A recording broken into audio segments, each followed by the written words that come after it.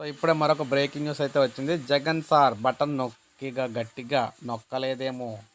Volunteer award సొమ్ముకు కూడా వారం రోజుల నిరీక్షణ. నెల గడిచినా కూడా ఇంకా 20% మందికి రాని ఆసరా డబ్బులు.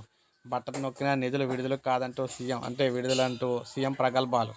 రోజులు వారాలు గడిచినా కూడా ఖాతాలో పడని సొమ్ము. సో మొత్తంగా అన్ని పథకాలకు సంబంధించి డబ్బులు అయితే చాలా మటుకు రావట్లేదు. సేవామిత్ర, సేవారత్న, సేవా వజ్ర అవార్డులు డబ్బులు ఇంకా ఎవరికి పడ్డాయా?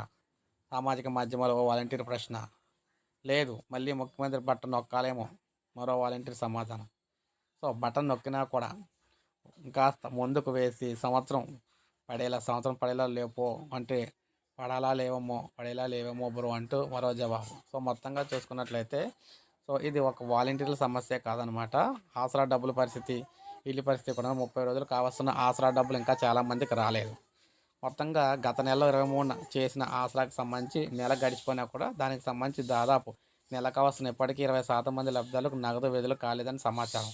2-3 రోజులకు ఒకసారి కొంత మొత్తాన్ని విడుదల చేస్తున్నట్లు తెలుస్తుంది. దీంతో లబ్ధిదారులు తమ ఖాతాలో నగదు పడిందా లేదని తెలుసుకోవడానికి బ్యాంకుల చుట్టూ తిరుగుతున్నారు. ఇక గత ఏడాది ఆసరాకు కూడా ఇదే తంతు. ఇక నెక్స్ట్ చేయూత విడుదలలోనూ కూడా వాయిదాలే.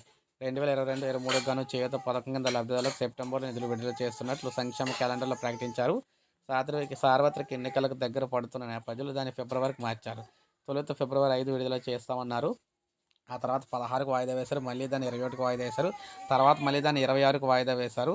ఈ పథకం కింద 27 లక్షల మంది లబ్ధాలకు 5,000 కోట్లు విడుదల చేయాలి. ఇప్పుడు దానికి ఇంకా సంబంధించి డేట్ కూడా ప్రకటించలేదు.